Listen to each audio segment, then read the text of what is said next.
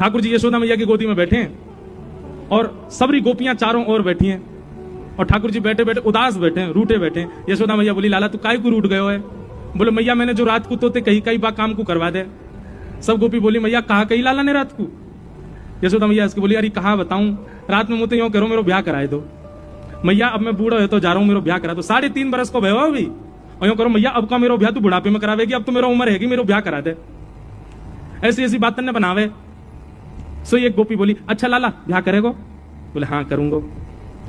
कैसी छोरी ते करेगो? बोली, मैं ढूंढ के अपने आप करूंगा, जैसी मुंह को भावेगी बात करूंगा। तो सब गोपियों ने विनोद में कही, लाला इतनी सारी गोपी बैठी है यहाँ पे, तू अपने आप एक काम के ढूंढ के जो तो को बढ़िया लगे, बाकी गोद में जाके बैठ जाओ, जाके गोद में तू बैठ जाओ भाई, तो तेरा ब्याह करा देंगे। लाला बोलो, सांची? बोला, हाँ सांची। सो ठाकुर जी यशोदा मैया की गोद पे उठ गए, गोपी इनके घूंघट उठामे, मैया जे तो बूढ़ी है गई, जाते ना कर रो। दूसरी गोपी के पास गई, मैया जी तो कानी है या की तो आंख ही ना है? अच्छा है नहीं, जबरदस्ती ठाकुर जी बोल रहे हैं। तीसरी गोपी को मुंह उठा के, मैया जी तो तेज लगे मुंह को, तो घर से निकाल देगी, या तो ब्याह ना कर रहा हूं मैं। ऐसी सब गोपी इनके आगे घूम रहे। वहीं दूर एक बिना दांत वाली गोपी बैठी, बूढ़ी बिल्कुल 120 वर्ष की।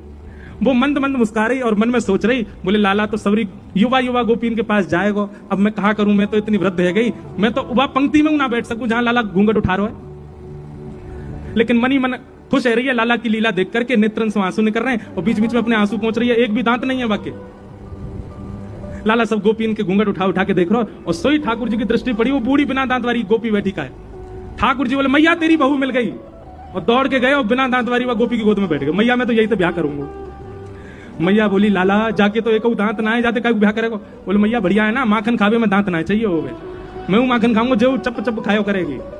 और वह गोपी से ऐसे अंक भर गए, गोपी वह वृद्धा गोपी को इतना सुख प्रदान किया, सब युवा गोपी देखती रही और ठाकुर जी को सुख दे रहे। वास्तविकता क्या थी?